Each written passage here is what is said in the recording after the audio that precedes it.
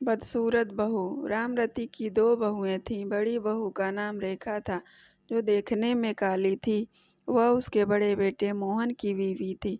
उन दोनों की लव मैरिज थी। रामरती अपनी बड़ी बहू को उसके रंग के कारण बिल्कुल भी पसंद नहीं करती थी। उसकी छोटी बहू का नाम कमला था, जो कि उसके छोटे बेटे रवि की बीवी थी। रामरती छोटी बहू कमला को बहुत पसंद करती थी, क्योंकि वह देखने में सुंदर थी और उसको रवि के लिए उसने पसंद किया था। रेखा कुछ दिनों के लिए अपने मायके गई हुई थी।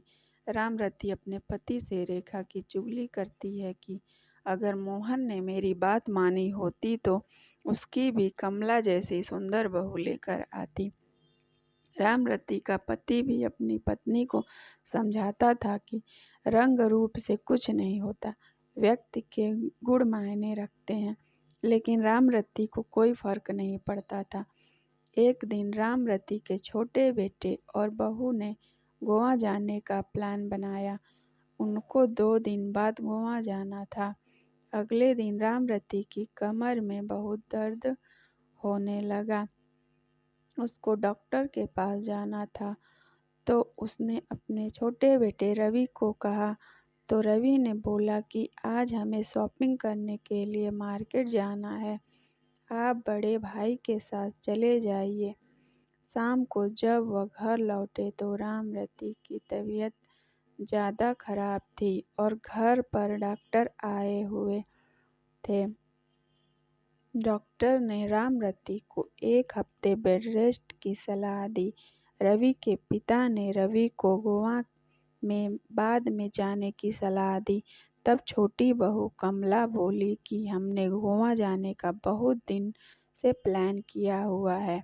माँ जी तो रोज रोज बीमार होती हैं। यह कहकर चली गई। मोहन बोला, पिताजी कोई बात नहीं, मैं रेखा को कल सुबह ही बुला लूँगा। अगले दिन रवि और उसकी बीवी गोवा चले गए। रेखा को जैसे ही पता चला कि माँ जी की तबीयत खराब है, वह तुरंत घर पहुंच गई। रामरती को इस सब से पता चल चुका था कि रंग रूप से ज़्यादा व्यक्ति के गुण महत्व रखते हैं।